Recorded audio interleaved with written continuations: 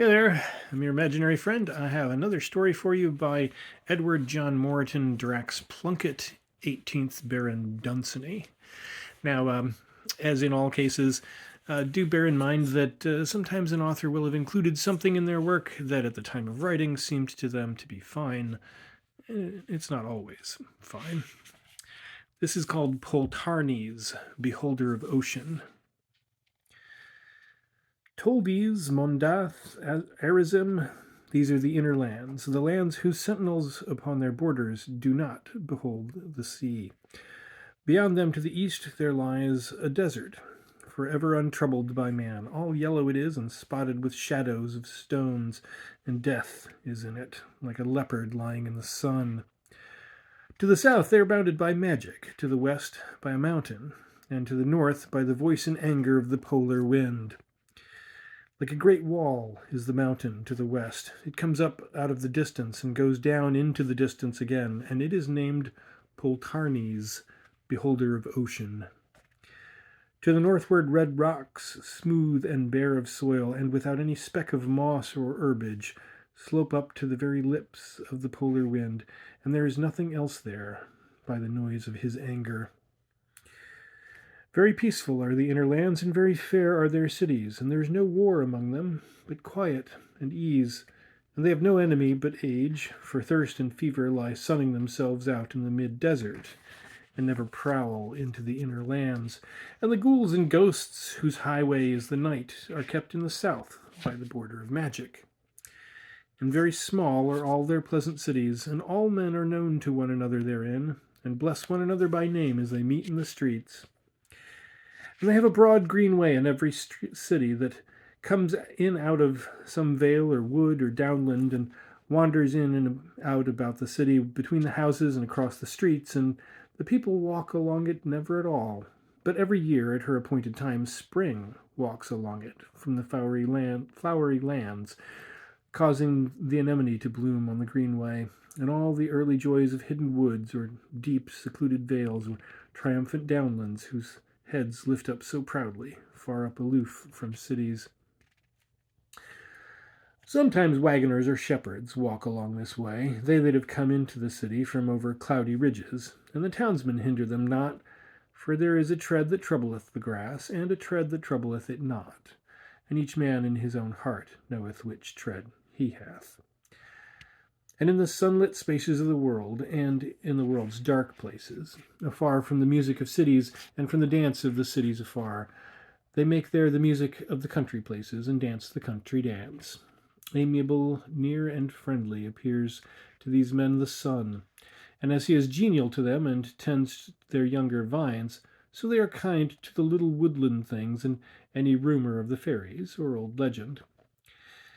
And when the light of some little distant city makes a slight flush upon the edge of the sky, and the happy golden windows of the homesteads stare gleaming into the dark, then the old and holy figure of romance, cloaked even to the face, comes down out of hilly woodlands, and bids dark shadows to rise and dance, and sends the forest creatures forth to prowl, and lights in a moment in her bower of grass the little glowworm's lamp, and brings a hush down over the grey lands, and out of it rises faintly on far-off hills the voice of a lute.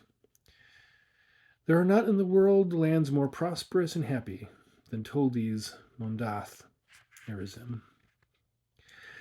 From these three little kingdoms that are named the inner lands, the young men stole constantly away. One by one they went, and no one knew why they went, save that they had a longing to behold the sea. Of this longing they spoke little, but a young man would become silent for a few days. And then one morning very early he would slip away and slowly climb Poltarnees' difficult slope, and having attained the top, pass over and never return. A few stayed behind in the inner lands and became the old men, but none that had ever climbed Poltarnees from the very earliest times had ever come back again. Many had gone up Poltarnees, sworn to return. Once a king sent all his courtiers, one by one, to report the mystery to him, and then went himself. None ever returned. Now it was the wont of the folk of the inner lands to worship rumors and legends of the sea, and all that their prophets discovered of the sea was writ in a sacred book, and with deep devotion on days of festival or mourning, read in the temples by the priests. Now all their temples lay open to the west, resting upon pillars, so that the breeze from the sea might enter them, and they lay open on pillars to the east, that the breezes of the sea might not be hindered by pass onward wherever the sea list. And this is the legend that they had of the sea, whom none in the inner lands had ever beholden. They say that the sea is a river heading towards Hercules, and they say that he touches against the edge of the world, and that Poltarnees looks upon him. They say that all the worlds of heaven go bobbing on this river and are swept down with the stream, and that infinity is thick and furry with forests, through which the river in his course sweeps on with all the worlds of heaven. Among the colossal trunks of those dark trees, the smallest fronds of whose branches are many nights, there walk the gods. And whenever its thirst, glowing in space like a great sun, comes upon the beast, the tiger of the gods creeps down to the river to drink. And the tiger of the gods drinks his fill loudly, whelming worlds the while, and the level of the river sinks between its banks ere the beast's thirst is quenched and ceases to glow like a sun. And many worlds thereby are heaped up dry and stranded, and the gods walk not among them evermore, because they are hard to their feet. These are the worlds that have no destiny, whose people know no God. And the river sweeps onwards ever, and the name of the river is Oriental, but men call it ocean. This is the lower faith of the inner lands, and there is a higher faith, which is not told to all.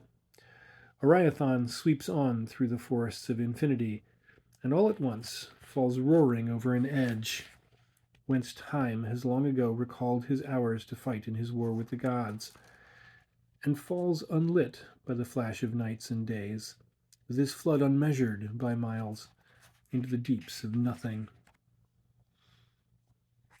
Now, as the centuries went by, and the one way by which a man could climb Poltarnees became worn with feet, more and more men surmounted it, not to return. And still they knew not in the inner lands upon what mystery Poltarnees looked. For on a still day and windless, while men walked happily about their beautiful streets or tended flocks in the country, suddenly the west wind would bestir himself and come in from the sea, and he would come cloaked and grey and mournful, and carry to someone the hunger cry of the sea, calling out for bones of men. And he that heard it would move restlessly for some hours, and at last would rise suddenly, irresistibly up, setting his face to Poltarnees, and would say, as is the custom of those lands when men part briefly, "Till a man's heart remembereth," which means farewell for a while. But those that loved him, seeing his eyes on Poltarnees, would answer sadly, "Till the gods forget," which means farewell. Now the king of Arizim had a daughter who played with the wild wood flowers, and with the fountains in her father's court, and with the little blue heaven birds that came to her doorway in the winter to shelter from the snow. And she was more beautiful than the wild wood flowers, or than all the fountains in her father's court, or than the blue heaven birds in their full winter plumage when they shelter from the snow. The old wise kings of Mondath and of Toldees saw her once as she went lightly down the little paths of her garden, and turning their gaze into the mists of thought, pondered the destiny of their inner lands.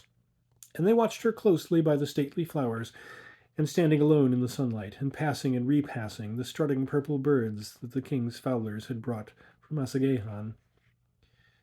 When she was of the age of 15 years, the king of Mondath called a council of kings, and there met with him the kings of Toldees and Arizim.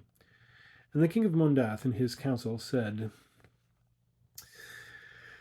"The call of the unappeased and hungry sea," and at the word sea the three kings bowed their heads, "lures every year out of our happy kingdoms more and more of our men, and still we know not the mystery of the sea, and no devised oath has brought one man back. Now thy daughter Arizim is lovelier than the sunlight, and lovelier than those stately flowers of thine that stand so tall in her garden, and hath more grace and beauty than those strange birds that the venturous fowlers bring in creaking wagons out of Asagehan, whose feathers are alternate purple and white. Now he that shall love thy daughter, Hilnaric, whomever he shall be, is the man to climb Poltarnees and return, as none hath ever before, and tell us upon what Poltarnees looks. For it may be that thy daughter is more beautiful than the sea. Then from his seat of council arose the king of Arizim. He said, I fear that thou hast spoken blasphemy against the sea, and I have a dread that ill will come of it. Indeed, I had not thought she was so fair.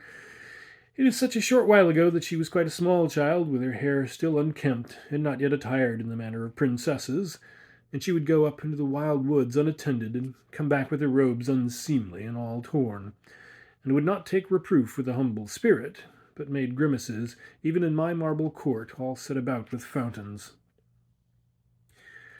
Then said the king of Toldees, Let us watch more closely, and see the Princess Hilnaric in the season of the orchard bloom, when the great birds go by that know the sea, to rest in our inland places, and if she be more beautiful than the sunrise over our folded kingdoms, when all the orchards bloom, it may be that she is more beautiful than the sea. And the king of Arizim said, I feel this is terrible blasphemy, yet I will do as you have decided in council. And the season of the orchard bloom appeared. One night the king of Arizim called his daughter forth on his outer balcony of marble, and the moon was rising huge and round and holy over the dark woods, and all the fountains were singing to the night. And the moon touched the marble palace gables, and they glowed in the land. And the moon touched the heads of all the fountains, and the grey columns broke into fairy lights. And the moon left the dark ways of the forest, and lit the whole white palace and its fountains, and shone on the forehead of the princess, and the palace of Arizim glowed afar, and the fountains became columns of gleaming jewels and song, and the moon made a music at its rising, but it fell a little short of mortal ears. And Hilnaric stood there wondering, clad in white, with the moonlight shining on her forehead, and watching her from the shadows on the terrace stood the kings of Mondath and Toldees. They said, She is more beautiful than the moonrise. And the sea sun of the orchard bloom appeared. And on another day the king of Arizim bade his daughter forth at dawn, and they stood again upon the balcony. And the sun came up over a world of orchards, and the sea mists went back over Poltarnees to the sea. Little wild voices arose in all the thickets. The voices of the fountains began to die, and the song arose in all the marble temples of the birds that are sacred to the sea. And Hilnaric stood there, still glowing with dreams of heaven. She is more beautiful, said the kings, than morning. Yet one more trial they made of Hilnaric's beauty, for they watched her on the terrace at sunset, ere yet the petals of the orchards had fallen, and all along the edge of neighboring woods the rhododendron was blooming with the azalea. And the sun went down under craggy Poltarnees, and the sea mist poured over his summit inland, and the marble temples stood up clear in the evening, but films of twilight were drawn between the mountain and the city. Then from the temple ledges and eaves of palaces the bats fell headlong downwards, then spread their wings and floated up and down through darkening ways. Lights came blinking out in golden windows. Men cloaked themselves against the grey sea mist. The sound of small songs arose, and the face of Hilnaric became a resting place for mysteries and dreams. "In all these things," said the kings, "she is more lovely. But who can say whether she is lovelier than the sea?" Prone in a rhododendron thicket at the edge of the palace lawns, a hunter had waited since the sun went down. Near to him was a deep pool where the hyacinths grew, and strange flowers floated upon it with broad leaves. And there the great bull Gariachs came down to drink by starlight. And waiting there for the Gariachs to come, he saw the white form of the princess leaning on her balcony. Before the stars shone out or the bulls came down to drink, he left his lurking place and moved closer to the palace to see more nearly the princess. The palace lawns were full of untrodden dew, and everything was still when he came across them, holding his great spear. In the farthest corner of the terraces, the three old kings were discussing the beauty of Hilnarek and the destiny of the inner lands. Moving lightly, with a hunter's tread, the watcher by the pool came very near, even in the still evening, before the princess saw him. When he saw her closely, he exclaimed suddenly, "She must be more beautiful than the sea." When the princess turned and saw his garb and his great spear, she knew that he was a hunter of Geriacs.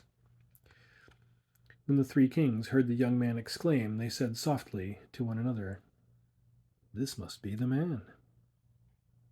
Then they revealed themselves to him and spoke to him to try him. They said, "Sir, you have spoken blasphemy against the sea." And the young man muttered, "She is more beautiful than the sea." And the kings said, "We are older than you and wiser, and know that nothing is more beautiful than the sea." And the young man took off the gear of his head and became downcast, and he knew that he spake with kings. Yet he answered, "By this spear, she is more beautiful than the sea." And all the while the princess stared at him, knowing him to be a hunter of Geriacs. Then the king of Erizim said to the watcher by the pool, "If thou wilt go up Poltarnees and come back, as none have come, and report to us what lure or magic is in the sea, we will pardon thy blasphemy, and thou shalt have the princess to wife, and sit among the council of kings." And gladly thereunto the young man consented. And the princess spoke to him and asked him his name. And he told her that his name was Athelvach, and great joy arose in him at the sound of her voice. And to the three kings he promised to set out on the third day, to scale the slope of Poltarnees, and to return again. And this was the oath by which they bound him to return. "I swear by the sea that bears the worlds away, by the river of Oriental, which men call ocean, and by the gods and their tiger, and by the doom of the worlds, that I will return again to the inner lands, having beheld the sea." And that oath he swore with solemnity that very night in one of the temples of the sea. But the three kings trusted more to the beauty of Hilnarek, even than to the power of the oath. The next day, Athelvach came to the palace of Erizim with the morning, over the fields to the east and out of the country of Toldes, and Hilnarek came out along her balcony and met him on the terraces. And she asked him if he had ever slain a Geriach, and he said that he had slain 3. And then he told her how he had killed his first down by the pool in the wood. For he had taken his father's spear and gone down to the edge of the pool, and had lain under the azaleas there, waiting for the stars to shine, by whose first light the Geriachs go to the pool to drink. And he had gone too early, and had had long to wait, and the passing hours seemed longer than they were, and all the birds came in that home at night, and the bat was abroad, and the hour of the duck went by, and still no Geriachs came to the pool, and Athelvach felt sure that none would come. And just as this grew to a certainty in his mind, the thicket parted noiselessly, and a huge bull Geriach stood facing him on the edge of the water, and his great horns swept out sideways from his head, and at the ends curved upwards, and were 4 strides in width from tip to tip. And he had not seen Athelvach, for the great bull was on the far side of the little pool, and Athelvach could not creep round to him for fear of meeting the wind. For the Geriachs, who can see little in the dark forests, rely on hearing and smell. But he devised swiftly in his mind, while the bull stood there with head erect, just 20 strides from him across the water. And the bull sniffed the wind cautiously and listened, then lowered his great head down to the pool and drank. At that instant, Athelvach leapt into the water and shot forwards through its weedy depths among the stems of the strange flowers that floated upon broad leaves on the surface. And Athelvach kept his spear out straight before him, and the fingers of his left hand he held rigid and straight, not pointing upwards, and so did not come to the surface, but was carried onward by the strength of his spring, and passed unentangled through the stems of the flowers. When Ethelbach jumped into the water, the bull must have thrown his head up, startled at the splash. Then he would have listened, and have sniffed the air, and neither hearing nor scenting any danger, he must have remained rigid for some moments, for it was in that attitude that Ethelbach found him as he emerged breathless at his feet. And striking at once, Ethelbach drove the spear into his throat before the head, and the terrible horns came down. But Ethelbach had clung to one of the great horns, and had been carried at terrible speed through the rhododendron bushes until the Garriach fell, but rose at once again and died standing up, still struggling, drowned in its own blood. But to Hilnaric listening, it was as though one of the heroes of old time had come back again in the full glory of his legendary youth. And long time they went up and down the terraces, saying those things which were said before and since, and which lips shall yet be made to say again. And above them stood Poltarnees, beholding the sea. And the day came when Ethelbach should go, and Hilnaric said to him, "Will you not, indeed, most surely come back again, having just looked over the summit of Poltarnees?" Ethelbach answered, "I will indeed come back, for thy voice is more beautiful than the hymn of the priests when they chant and praise the sea. And though many tributary seas run down into Oriental, and he and all the others poured their beauty into one pool below me, yet would I return, swearing that thou were fairer than they."